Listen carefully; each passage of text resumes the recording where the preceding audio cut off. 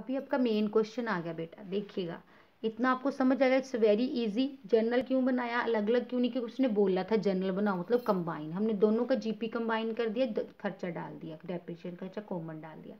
अब जो आपका मेन वो लाइन आपको हिंट दे रही है कि both of these transfer have been made at market price. जब ये लाइन लिखी हो तो आपका नेक्स्ट स्टेप क्या होता है कि एंड में हमने क्या करना होता है कि जो ये टू ओपनिंग स्टॉक है, इस स्टॉक में, इन दोनों के स्टॉक में एक दूसरे का ट्रांसफर हुआ है सामान। इसका जैसे ए का जो ओपनिंग स्टॉक है उसमें बी ने भेजा है, बी का जो ओपनिंग स्टॉक है उसमें ए ने भेजा है सामान, ठीक है। ऐसे ही क्लोजिंग में है, ए का जो क्लोजिंग है उसमें कुछ बी ने भेजा है, बी का जो क्लोजिंग है उसमें कुछ ए ने भेजा है। इसको पहले हम ऐसे लिख लेंगे, इस साइड और इस साइड। इस साइड भी हमारे आता है बाय स्टॉक रिजर्व लिखना है बेटा, इसको बाय स्टॉक रिजर्व हमेशा यही लिखा जाएगा। इसको बोलते हैं लोडिंग खत्म करना। क्या बोलते हैं? लोडिंग। लोडिंग मतलब ढोआ ढुआई वाला लोडिंग नहीं कि लोड पड़ गया, भार वाला लोडिंग नहीं। इसको बोलते हैं प्रॉफिट की लोडिंग, प्रॉफिट का भार, ठीक है। तो ये बाय स्टॉक रिजर्व, ये ओपनिंग स्टॉक का, क्योंकि ओपनिंग स्टॉक इस साइड होता है, जब इसकी हमने प्रॉफिट बाहर निकालना है तो इस साइड लिखना है। और इसका जो प्रॉफिट होता है क्लोजिंग स्टॉक में, जो एक दूसरे को ये देते टाइम प्रॉफिट ऐड कर रहे हैं, इसका इसका इस साइड जाएगा। हम यहाँ लिखेंगे टू स्टॉक रिजर्व। ये किसका रिजर्व होगा? ये क्लोजिंग का होगा।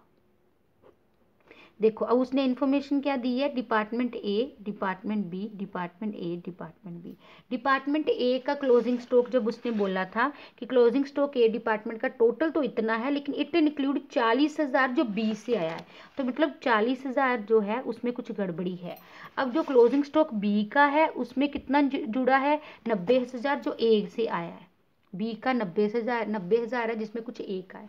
ऐसे ही ये सॉरी क्लोजिंग का था, क्लोजिंग का हमने इस साइड लिखना है, सॉरी सॉरी बेटा, 40 और 90।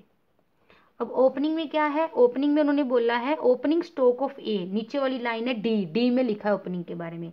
ओपनिंग का कहता है जो ए है उसमें 10,000 जुड़ा है जो बी से आया है।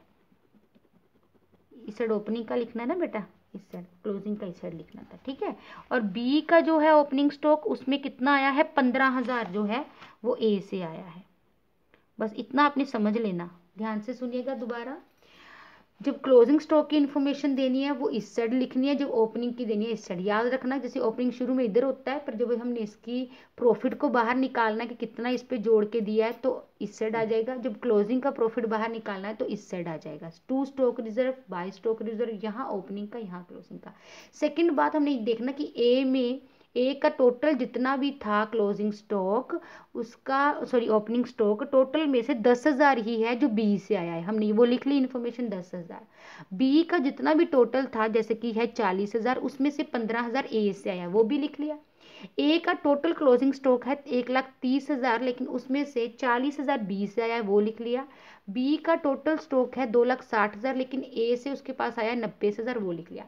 अब इसका आगे क्या करना है? इसका आगे ये करना है, हमें ये निकालना कि जब भी ए कोई सामान भेजता है तो 55% कमा के भेजता है। जब बी कोई सामान एक दूसरे को देता है, जब मार्केट में बेचता है, जहां भी बेचता है तो 60% में बेचता है। तो आपस में भी वो मार्केट प्राइसेस पे सामान बेच रहे हैं। इट मीन ए के 10,000 में जो बी ने ए को भेजा है उसने कितना कमाया होगा? बी ने इस पे 60%।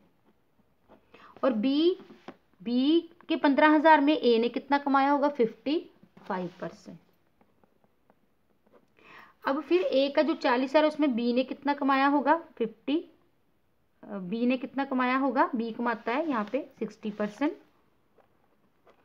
बी का 90,000 है उसमें ए कितना कमाता है? फिर ए वही 55%। ये जो हमने वैल्यूज निकाल लेनी है, ये वैल्यू हमारे पास आ जाती है। यहाँ आ रहा है हमारा 40,000 का 60% 24,000। ये आ गया हमारा 49,500। इधर आ जाएगा हमारा 10 का 60% 6,000। ये प्रॉफिट जोड़े हुए थे, हमने अलग अलग कर दिए कि आपस में आपने प्रॉफिट जो है वो नहीं करने, इसलिए इसका इधर कर दिया, इसका इधर कर दिया।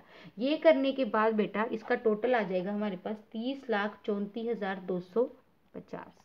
इधर भी कितना आ जाएगा? 30,34,250। इधर हमारा आ जाएगा नेट प्रॉफिट, इसमें से सारे ये निकाल के अब हमारा प्रॉफिट आ गया 15,52,000। ये करने का मकसद ये था कि आपस में हम जो है दो डिपार्टमेंट अपने प्रॉफिट को शो नहीं करेंगे।